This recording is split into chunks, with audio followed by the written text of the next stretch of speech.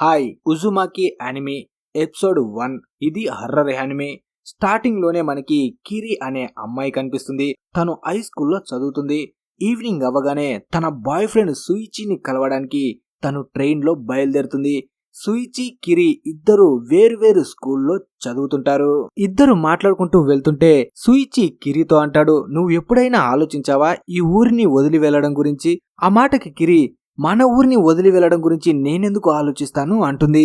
దానికి సుయిచి, ఈ ఊర్లో చాలా విచిత్రమైన సంఘటనలు జరుగుతున్నాయి, వాటి గురించే నేను చెప్పాలనుకుంటున్నానని పక్కల కాలువలో వెళ్తున్న వాటర్ ని చూపిస్తాడు. అందులో చాలా స్పైరల్స్ తిరుగుతూ ఉంటాయి. అంటే ఈ రౌండ్ షేప్ లో ఉన్న ఆకారాల్ని జపనీస్ లో ఉజుమాకి అంటారు.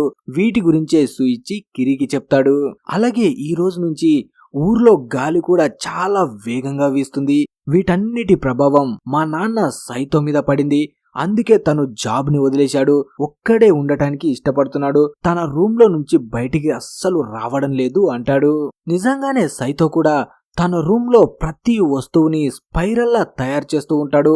24 గంటలు ఆ స్పైరల్స్ ని చూస్తూ ఉంటాడు. అలా తను చూస్తూ ఉన్నప్పుడు తన 2 కళ్ళు కూడా స్పైరల్ షేప్ లో రౌండ్ గా తిరుగుతూ ఉంటాయి. ఇదంతా సుయిచి కిరికి చెప్తుంటే కిరి కూడా ఆశ్చర్యపోతుంది. అప్పుడే సుయిచి, ఒక రోజు మా నాన్న డిన్నర్ చేస్తున్నప్పుడు మా అమ్మ మీద గట్టిగా అరిచాడు. మా అమ్మ వండిన ఫుడ్ లో రౌండ్ షేప్ లో ఏదీ లేదని తనకి కోపం. వెంటనే స్పూన్ తీసుకొని ఫుడ్ లో పెట్టి రౌండ్ షేప్ లో తిప్పాడు. ఆ స్పైరల్ ని చూస్తే గాని తనకి రోజు గడవదు. ఎప్పుడు వాటిని చూస్తూనే కూర్చోవాలి. తను స్నానం చేయడానికి ముందు కూడా టబ్బులో ఉన్న వాటర్ ని స్పైరల్ షేప్ లో తిప్పి అందులో కూర్చొని స్నానం చేస్తాడు. ఆ మాటలు విని కిరి నవ్వుకుంటుంది. దానికి సుయిచి, నవ్వడం నీ తప్పు కాదులే, ఈ అన్ని విషయాలు మా ఇంట్లో జరుగుతున్నాయి, నా కళ్ళ ముందు జరుగుతున్నాయి కాబట్టి నాకు భయంగా ఉంది. నువ్వు కూడా కళ్ళతో చూస్తే అప్పుడు నమ్ముతావు అంటాడు. అలా వీళ్ళు మాట్లాడుకుంటూ ఉన్నప్పుడే సడన్ గా ఊర్లో ఉన్న సైరన్ మోగుతుంది. ఇది ప్రతిరోజు 5 గంటలకి మోగుతుంది. ఈ సౌండ్ వింటే సుయిచికి అస్సలు పడదు. తన చెవిపై ఎవరో గట్టిగా కొడుతున్నట్టు అనిపిస్తుంది. పైగా తనకి ఈ ఊరంటేనే అస్సలు నచ్చదు. ఈ ఊరు ఆకాశం, ముందు ఉన్న చెట్లు, ఎదురుగా కనిపించే లైట్ హౌస్ ఏది తనకి నచ్చదు. ప్రతి చోట తనకి స్పైరల్సే కనిపిస్తాయి. ఈ ఊరు నెమ్మదిగా నన్ను కూడా పిచ్చినా కొడుకుని చేస్తుందేమో అనుకొని అక్కడి నుంచి వెళ్లిపోతాడు. తర్వాత కిరి వాళ్ళ ఇంటికి వస్తుంది. వాళ్ళ ఇంటి దగ్గర ఆల్రెడీ సుయిచి వాళ్ళ నాన్న సైతో కూడా ఉంటాడు. తను కిరి వాళ్ళ నాన్నని కలవడానికి వచ్చి ఉంటాడు. తను మట్టి వస్తువులు చేస్తాడు కాబట్టి తనతో మాట్లాడుతూ, ఈ మట్టి వస్తువులు చేసే చక్రం ఎంత అద్భుతంగా ఉంది కదా, అది రౌండ్ షేప్ లో తిరుగుతుంటే ఒక స్పైరల్ లాగా నాకు అనిపిస్తుందని ఎంతో సంతోషంగా మాట్లాడుతుంటాడు. నిజానికి సైతో వచ్చింది ఎందుకంటే కిరి వాళ్ళ నాన్నతో స్పైరల్ షేప్ లో ఉన్న ఒక మట్టి వస్తువుని తయారు చేసుకోవాలనుకుంటాడు. అలాగే తనకి వివరిస్తాడు, నువ్వు చేసేది ఎలా ఉండాలంటే దాన్ని చూడగానే నా మనసు కరిగిపోవాలి, అలాగే అది బ్లాక్ కలర్ లో ఉంటే ఇంకా చాలా మంచిది. ఈ స్పైరల్స్ చూస్తుంటే సైతామకి అందులో ఏదో గొప్ప శక్తి ఉంది, అది నన్ను రమ్మని పిలుస్తుంది అన్నట్టు ఫీల్ అవుతాడు. తను ఏం మాట్లాడుతున్నాడో కిరి వాళ్ళ నాన్నకి ఏమీ అర్థం కాదు. అయినా సరే స్పైరల్స్ చాలా గొప్పవి అన్నట్టు తనకి ఏదో చంద్రముఖి పూనినట్టు ఏదేదో వాగుతూ ఉంటాడు. తర్వాత కిరికి స్కూల్లో అజామి అనే అమ్మాయితో పరిచయం ఏర్పడుతుంది. తనతో మాట్లాడుతూ తన బాయ్ ఫ్రెండ్ సుయిచి గురించి కూడా చెప్తుంది. తను ఇంతకు ముందు ఇదే స్కూల్లో చదివేవాడు, కాకపోతే ఇప్పుడు వేరే స్కూల్లో చదువుతున్నాడు, తను చాలా మంచివాడు అంటుంది. దానికి అజామి, మీరు ఎంత మంచివాళ్ళు, మిమ్మల్ని చూస్తుంటే నేను చాలా జెలస్ ఫీల్ అవుతున్నాను, నాకు అలాంటి ఫ్రెండ్స్ లేరు అంటుంది. దానికి కిరి, నువ్వు చాలా అందంగా ఉన్నావు, నీకు ఇంతవరకు ఫ్రెండ్స్ లేకపోవడం ఏంటి అంటుంది. అలా మాట్లాడుతూనే అజామి నుదుటి మీద ఉన్న ఒక పాత గాయం గుర్తుని చూస్తుంది. అప్పుడు అజామి చెప్తుంది, నేను చిన్నగా ఉన్నప్పుడు ఈ గాయం అయింది.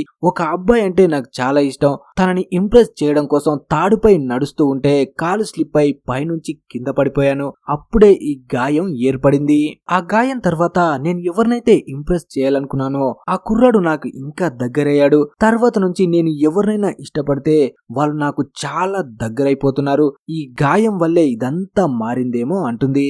తర్వాత కిరి రైల్వే స్టేషన్ కి వెళ్తుంది. ఈ రోజు తనతో పాటు అజామి కూడా వస్తుంది. స్టేషన్ దగ్గర ఉన్న కుర్రాళ్ళు మొత్తం అజామీని చూసి ఈ అమ్మాయి ఎంత అందంగా ఉంది అనుకుంటారు. అజామీ కూడా సూయిచిని కలవాలనుకుంటుంది. అలా ఇద్దరు కలిసి సూయిచి దగ్గరికి వెళ్ళగానే కిరి అజామీని సూయిచికి పరిచయం చేస్తుంది. అజామీ సూయిచికి మొత్తం వ్యతిరేకంగా చేస్తూ ఉంటుంది. ఏంటంటే సూయిచి ఈ పల్లెటూరులో ఉండి చదువుకోవడానికి సిటీకి వెళ్తాడు. కాకపోతే అజామీ సిటీలో ఉండి చదువుకోవడానికి పల్లెటూరుకు వస్తుంది. అలా సూయిచి అజామీని చూడగానే తన వెనక ఒక పెద్ద స్పైరల్ ఆకారం కనిపిస్తుంది. దాంతో మనోడు భయపడతాడు. వెంటనే కిరి చేయి పట్టుకొని అక్కడి నుంచి లాక్కుని వెళ్ళిపోతాడు. అప్పుడే కిరి ఏం చేస్తున్నావు నువ్వు, తనని అలా మధ్యలో వదిలేసి రావడం వల్ల తను ఫీల్ అవుతుంది అంటుంది. కానీ సూయిచి మాత్రం తన ఫేస్ లో నాకు స్పైరల్ కనిపిస్తున్నాయి, తను చాలా విచిత్రంగా ఉంది, నువ్వు తనకి దూరంగా ఉండు అంటాడు. తర్వాత కొంతసేపటికి కిరి ఇంటికి రాగానే కిరి వాళ్ళ నాన్న తనని పిలిచి సూయిచి వాళ్ళ నాన్న అడిగాడు కదా ఒక పాత్రని తయారు చేయమని, అది కంప్లీట్ అయిపోయింది, నువ్వు వాళ్ళ ఇంటికాడికి వెళ్ళి దాన్ని ఇచ్చేసి వస్తావా అంటాడు. దాంతో కిరి ఆ పాత్రని తీసుకొని సూయిచి వాళ్ళ ఇంటికి వెళ్తుంది. ఇంట్లో సైతో ఒక్కడే ఉంటాడు. తను కిరి దగ్గరకు వచ్చి నాకు ఈ వస్తువుతో ఇప్పుడు అవసరం లేదు, నాకు నిజం తెలిసింది, స్పైరల్స్ బయటే కాదు మన లోపల కూడా ఉంటాయి అని తన నాలుకని బయటికి తీసి ఒక స్పైరల్ ఆకారంలో చేస్తాడు. చూడ్డానికి ఇది చాలా భయంకరంగా ఉంటుంది. కిరి భయపడి అక్కడి నుంచి పారిపోతుంది. కిరి అక్కడి నుంచి వెళ్లిపోగానే ఒక డెలివరీ బాయ్ సైతో దగ్గరికి వస్తాడు. సైతో సిటీ నుంచి దేన్నో ఆర్డర్ పెట్టి ఉంటాడు. తర్వాత సూయిచి ఇంటికి వస్తుంటే తనకి అజామీ కనిపిస్తుంది. అప్పుడే అజామీ సూయిచి దగ్గరికి వచ్చి ప్రతి ఒక్క కుర్రాడు నన్ను చూస్తే పడి చేస్తారు, నువ్వేంటి పడి పారిపోతున్నావు, నాలో అంత దారుణంగా ఏం చూశావు అంటుంది. ఇప్పుడు కూడా అజామీ వెనక స్పైరల్ సూయిచికి కనిపిస్తుంది. దాంతో తను ఇంకా భయపడతాడు. అప్పుడే సూయిచి నీ నుదిటి మీద ఏదో ఉంది అంటాడు. దానికి అజామీ తన వెంట్రుకల్ని పక్కకు లాగి ఇది చిన్న గుర్తు మాత్రమే అంటుంది.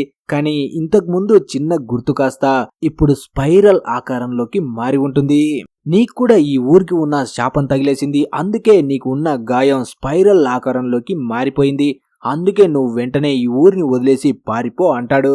కానీ అజామీ మాత్రం నేను అలా చెయ్యలేను, నేను ఎక్కడికి వెళ్ళను, ఎందుకంటే నేను ఇంతవరకు చూసిన ఎవ్వరూ నాకు నచ్చలేదు, కానీ నీకు నేను పడిపోయాను, నువ్వు నాకు కావాలి అంటుంది. దానికి సూయిచి నీ కర్మ, ఇక నేను చెప్పనైతే చెప్పాను, దీనికి తప్పకుండా నువ్వు ఫలితం అనుభవిస్తావని అక్కడి నుంచి పారిపోతాడు. అలా కొన్ని రోజులు గడిచిపోతాయి. ఇప్పుడు సూయిచి వాళ్ళ నాన్న చనిపోయి ఉంటాడు.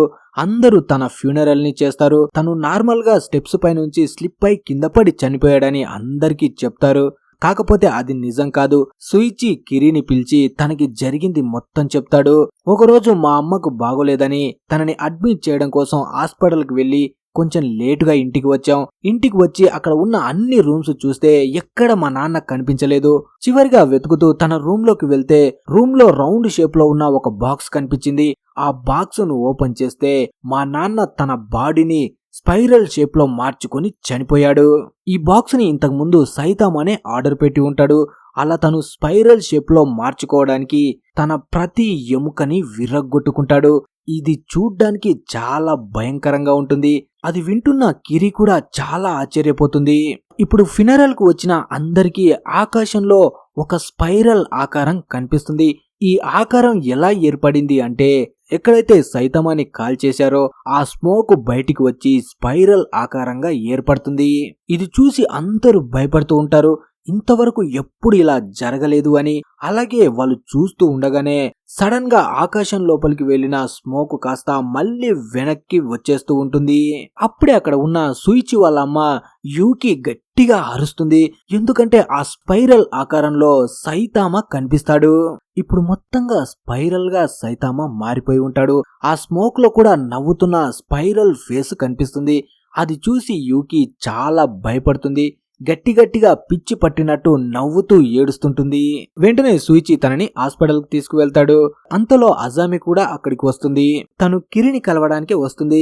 అప్పుడే పెద్దగా గాలి రావడంతో అజామి హెయిర్ పక్కకు వెళ్లి తన నుదిటి మీద ఏర్పడిన స్పైరల్ ఆకారంలో ఉన్న హోల్ కనిపిస్తుంది. అది చూడగానే కిరి చాలా భయపడుతుంది. ఇక్కడ హాస్పిటల్లో సూయిచి వాళ్ళ అమ్మ ఇంకా కంట్రోల్ అవ్వదు. గట్టిగా ఏడుస్తూనే ఉంటుంది. అక్కడ ఉన్న నర్సులు తనను పట్టుకోవడానికి ట్రై చేస్తూ ఉంటే వాళ్ళ హెయిర్ లో కూడా తనకి స్పైరల్స్ కనిపిస్తుంటాయి. ఇక్కడ అజామి ఇంటికి వెళ్తూ ఉంటే తనని కలవడానికి ఒక కుర్రాడు వస్తాడు. ఆ కుర్రాడు అజామి అంటే ఇష్టం ఉన్నట్టు చెప్తాడు. కానీ అజామి మాత్రం తనకి ఇష్టం లేదన్నట్టు మాట్లాడుతుంది.